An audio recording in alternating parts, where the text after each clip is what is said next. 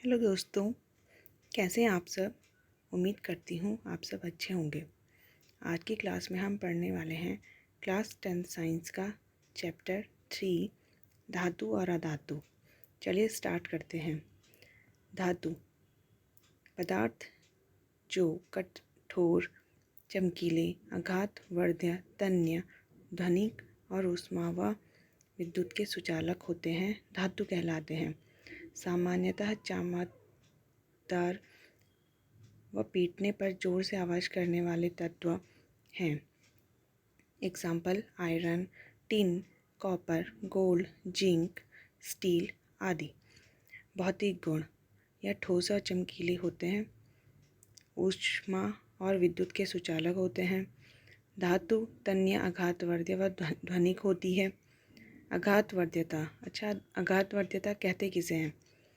कुछ धातुएं पतली चादर की तरह फैलाई जा सकती हैं, जैसे लोहा, तांबा एक्सेट्रा। तन्यता, धातु के पतले तार के रूप में खींचने की क्षमता तन्यता कहलाती है। एग्जाम्पल सोना। पीवीसी का पूरा नाम पॉलीविनाइल क्लोराइड होता है तथा रबड़ जैसी सामग्री ऊष्मा व विद्युत के कुचालक हैं। ध्वनिक, ध्वनिक धातु का एक भौतिक गुण है। इस धातुओं के गुण का उपयोग घंटियाँ बनाने के काम आता है। ये जो छोटे छोटे से पॉइंट्स हैं, ये भी एग्ज़ाम में पूछे जाते हैं, तो इन्हें याद रखना ज़रूरी है। अधातु, अधातु किसे कहते हैं? जो पदार्थ विद्युत के कुचालक होते हैं, जो ध्वनिक नहीं होते और नरम होते हैं, हल्की सी चोट पर टूटकर चूरा हो जाते हैं, ध्वनिक नहीं होते, विद्युत व ऊष्मा के कुचालक होते हैं, वे अधातु कहलाते हैं। एग्जाम्पल कोयला, sulphur, oxygen, phosphorus, chlorine, sulphur etcetera. अधातुएं ब्रोमीन को छोड़कर या तो ठोस होती हैं या तो गैस होती हैं। ब्रोमीन तरल पदार्थ होता है। धातु और अधातुओं के कुछ अन्य गुणधर्म। पहला, धातुएं गैलीलियम व सीजियम दो ऐसी धातुएं हैं जिनका गलनांक बहुत कम होता है। इन्हें हथेली पर रखते ही ये पिघल जाती हैं। सेकंड, सभी धातुएं मरकरी को छोड़कर कमरे के ताप पर ठोस अवस्था में पाई जाती हैं। थर्ड, आयोडीन एक अधातु है परंतु ये चमकीला होता है। फोर्थ, क्षार धातुएं लिथियम, सोडियम, पोटेशियम इतना मुलायम होती हैं कि इन्हें चाकू से हम आसानी से काट सकते हैं। धातु और इसके अपर रूप। कार्बन एक अधातु है जो अलग अलग रूपों में पाया जाता है। इसके प्रत्येक रूप को कार्बन का अपर रूप कहा जाता है। कार्बन के अपर रूप हीरा, ग्रेफाइट, बकमिंस्टर, फुलेरीन हैं। हीरा, हीरा सबसे अधिक कठोर पदार्थ है। इसका क्वथनांक व गलनांक बहुत अधिक होता है। रंगहीन होता है, पारदर्शी होता है, क्रिस्टल या ठोस होता है। ग्रेफाइट, ग्रेफाइट चमकीला होता है। ग्रेफाइट पेंसिल में उपयोग होता है। लोहे के वस्तु पर पॉलिश का काम भी ग्रेफाइट से होता है। थर्ड, बकमिंस्टर फुलेरीन, इसमें 60 से 70 या अधिक कार्बन परमाणु पाए जाते हैं। इसकी संरचना फुटबॉल की तरह होती है। नोट, अधिकांश धातुएं पानी में घुलने पर अम्लीय ऑक्साइड बनाती हैं, जबकि धातुएं पानी में घुलने पर क्षारीय ऑक्साइड बनाती हैं। धातुओं का रासायनिक गुणधर्म। सभी धातुएं ऑक्सीजन के साथ मिलकर संगत धातु ऑक्साइड बनाती हैं। धातु प्लस ऑक्सीजन बराबर धातु ऑक्साइड। उभयधर्मी, कुछ धातु ऑक्साइड जैसे एल्युमिनियम ऑक्साइड एवं जिंक ऑक्साइड आदि अम्लीय तथा क्षारीय व्यवहार को प्रदर्शित करते हैं। ऐसे धातु ऑक्साइड जो अम्ल और क्षार दोनों के साथ साथ अभिक्रिया कर लवण व जल का निर्माण करते हैं, इन्हें उभयधर्मी ऑक्साइड कहते हैं। एग्जाम्पल एल्युमिनियम ऑक्साइड एवं जिंक ऑक्साइड एक्सेट्रा। धातु ऑक्साइड का अम्ल के साथ अभिक्रिया। एल्युमिनियम ऑक्साइड हाइड्रोक्लोरिक अम्ल के साथ मिलकर एल्युमिनियम क्लोराइड व लवण और जल देता है। धातु ऑक्साइड का क्षारक के साथ अभिक्रिया। एल्युमिनियम ऑक्साइड सोडियम हाइड्रोक्साइड के साथ अभिक्रिया करके सोडियम एल्यूमिनेट और जल प्रदान करता है। धातु ऑक्साइड का जल में घुलनशीलता। अधिकांश धातु ऑक्साइड जल में घुलनशील होते हैं, परंतु इनमें से कुछ जल में घुलकर क्षार बनाते हैं। सोडियम ऑक्साइड और पोटेशियम ऑक्साइड दो ऐसे ऑक्साइड हैं जो जल में घुलकर क्षार बनाते हैं। सोडियम ऑक्साइड और पोटेशियम ऑक्साइड के घुलने पर क्रमशः सोडियम हाइड्रोक्साइड क्षार तथा पोटेशियम हाइड्रोक्साइड क्षार बनाते हैं। धातुओं की ऑक्सीजन के साथ अभिक्रियाशीलता। अलग अलग धातुएं ऑक्सीजन के साथ अलग अलग अभिक्रियाशीलता दिखाती हैं, परंतु सोना, प्लेटिनम और चांदी ऑक्सीजन से बिल्कुल अभिक्रिया नहीं करती हैं। सोडियम और पोटेशियम का ऑक्सीजन के साथ अभिक्रिया। कुछ धातुएं जैसे सोडियम व पोटेशियम ऑक्सीजन के साथ बहुत तेज़ी से अभिक्रिया करती हैं। यदि इनको खुला छोड़ दिया जाए तो ये इतनी तेज़ी से आग पकड़ लेती हैं इसलिए इन्हें केरोसिन के तेल में डुबाकर रखा जाता है। एनोडीकरण। एनोडीकरण एल्युमिनियम पर मोटी ऑक्साइड की परत बनाने की प्रक्रिया है। वायु के संपर्क में आने पर एल्युमिनियम पर ऑक्साइड की पतली परत का निर्माण होता है। एल्युमिनियम ऑक्साइड की परत इसे संक्षारण से बचाती है। इस परत को मोटा करके इसे संक्षारण से अधिक सुरक्षित कर लिया जाता है। एल्युमिनियम का एनोडीकरण। एनोडीकरण के लिए एल्युमिनियम की एक साफ वस्तु को एनोड बनाकर तनु सल्फ्यूरिक अम्ल के साथ इसका विद्युत अपघटन किया जाता है।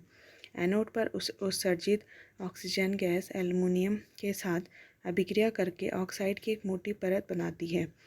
इस ऑक्साइड की परत को आसानी से रंगकर एल्युमिनियम की आकर्षक वस्तुएं बनाई जा सकती हैं। जल के साथ धातु की अभिक्रिया। जल के साथ अभिक्रिया करके धातुएं हाइड्रोजन गैस और धातु ऑक्साइड उत्पन्न करती हैं। धातु ऑक्साइड जल में घुलकर धातु हाइड्रोक्साइड प्रदान करता है। पानी के साथ कैल्शियम की अभिक्रिया। पानी में कैल्शियम की अभिक्रिया थोड़ी कम होती है। यहाँ उत्सर्जित ऊष्मा हाइड्रोजन के प्रज्वलित होने के लिए पर्याप्त नहीं है। अभिक्रिया में उत्पन्न हाइड्रोजन गैस के बुलबुले कैल्शियम धातु की सतह पर चिपक जाते हैं, अतः कैल्शियम तैरना प्रारंभ कर लेता है। एल्युमिनियम, आयरन, जिंक धातुएं न तो ठंडे जल के साथ और न ही गर्म जल के साथ अभिक्रिया करती हैं, लेकिन भाप के साथ अभिक्रिया करके यह धातु ऑक्साइड व हाइड्रोजन प्रदान करती हैं। नोट: लेड, कॉपर, सिल्वर तथा गोल्ड जैसी धातुएं जल के साथ बिल्कुल अभिक्रिया नहीं करती हैं। अम्लों के साथ धातुओं की प्रतिक्रिया। धातुएं अम्लों से अभिक्रिया करके संगत लवण व हाइड्रोजन गैस देती हैं। Metal plus dilute acid equal to salt plus hydrogen. जब कोई धातु नाइट्रिक ऑक्साइड के साथ प्रतिक्रिया करता है तो हाइड्रोजन गैस H2 नहीं बनाती है। इसलिए क्योंकि HNO3 एक मजबूत ऑक्सीकरण एजेंट है जो H2 को ऑक्सीकृत करके उसे जल में परिवर्तित कर देता है और स्वयं नाइट्रोजन के किसी ऑक्साइड में उपचयित हो जाता है। लेकिन मैग्नीशियम व मैग्नीज अति तनु HNO3 के साथ क्रिया करके H2 गैस उत्सर्जित करते हैं। नोट: एक्वारेजिया, जिसे रॉयल वाटर भी कहते हैं, ये अधिकतर एग्ज़ाम में पूछ लिया जाता है। 3:3:1 के अनुपात में सांद्र HCl व सांद्र HNO3 का ताज़ा मिश्रण होता है। यह गोल्ड को गला सकता है, भले ही अकेले कोई भी अम्ल ऐसा नहीं कर सकता। एक्वारेजिया एक अत्यधिक धुआं, तरल व संचारक है। यह सोना, प्लेटिनम के घोलने में सक्षम है। अच्छा, कभी कभी हम जब सोना लेकर जाते हैं जौहरी के पास, तो वो हमारे सोने के जो जेवर होते हैं उनको बड़े अच्छे तरीके से साफ़ कर लेता है, तो वो रॉयल वाटर यानी एक्वारेजिया में ही साफ़ करता है, जिससे कि हमारे सोने का जो वेट होता है वो कम हो जाता है। सक्रियता श्रेणी। यह वह सूची है जिसमें धातुओं की क्रियाशीलता को अवरोही क्रम में व्यवस्थित किया जाता है। सक्रियता श्रेणी और धातुओं के सापेक्ष अभिक्रियाशीलता। सबसे अधिक अभिक्रियाशील जो होते हैं पोटेशियम, सोडियम, कैल्शियम, मैग्नीशियम। कम क्रियाशील होते हैं aluminium, zinc, iron, lead, hydrogen, copper, mercury, पारा, सिल्वर और सबसे कम अभिक्रियाशील होता है गोल्ड। धातुओं और अधातुओं के साथ अभिक्रिया।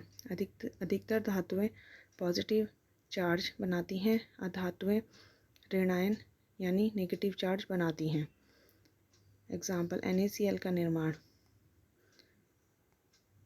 संयोजकता। किसी परमाणु के सबसे बाहरी कोश में उपस्थित संयोजकता इलेक्ट्रॉनों की संख्या कहलाती है। यदि सबसे बाहरी कोश में 1, 2, 3, 4 इलेक्ट्रॉन हैं तो ये इलेक्ट्रॉनों के बंटवारे में दिए जा सकते हैं। तो 1, 2, 3, 4 दूसरों के लिए बैलेंस इलेक्ट्रॉन होंगे। यदि सबसे बाहरी कोश में 5, 6, 7 इलेक्ट्रॉन हैं तो इन्हें अपना अष्टक पूरा करने के लिए इलेक्ट्रॉन की आवश्यकता होती है। यहाँ पे आप तत्वों व उनके परमाणु क्रमांकों की और उनके इलेक्ट्रॉनों की संख्या की श्रेणी देख सकते हैं। आयनिक और यौगिक। धातु से अधातु में इलेक्ट्रॉनों के हस्तांतरण से इस प्रकार बनने वाले यौगिक या विद्युत संयोजी यौगिक कहते हैं। यौगिक। आयनिक यौगिक के गुणधर्म। पहला है भौतिक प्रकृति। ये धनात्मक व ऋणात्मक आयनों के बीच प्रबल आकर्षण बल के कारण कुछ कठोर होते हैं। ये आमतौर पर भंगुर होते हैं और दबाव डालने पर टूट जाते हैं। दूसरा, गलनांक व कटनांक।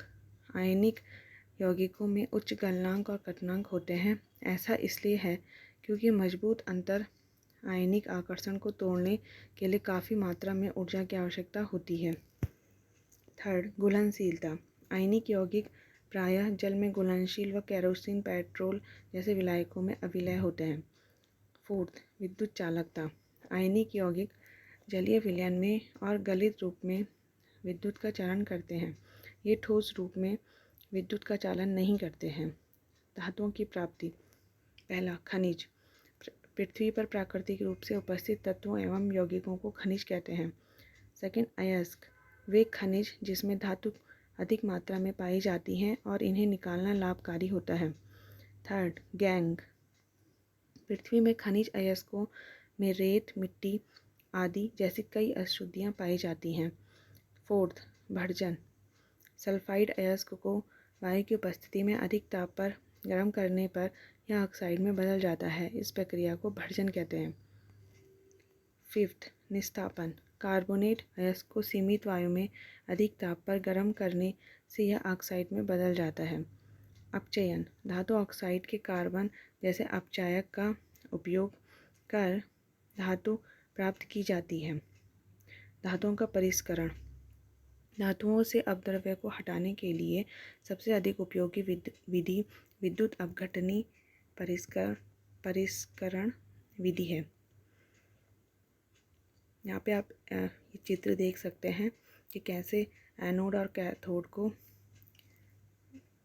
कॉपर सल्फेट में डालकर इससे अपद्रव्य अलग कर दिया गया है। एनोड पर अशुद्ध तांबा होता है, कैथोड पर शुद्ध तांबा। विलयन CuSO4 प्लस तनु सल्फ्यूरिक अम्ल। विद्युत अपघट्य से जब विद्युत प्रवाहित हो जाती है तो एनोड से अशुद्ध धातु विद्युत अपघट्य में घुल जाती है। उतनी ही मात्रा शुद्ध कॉपर विद्युत अपघट्य से कैथोड पर निक्षेपित हो जाती है।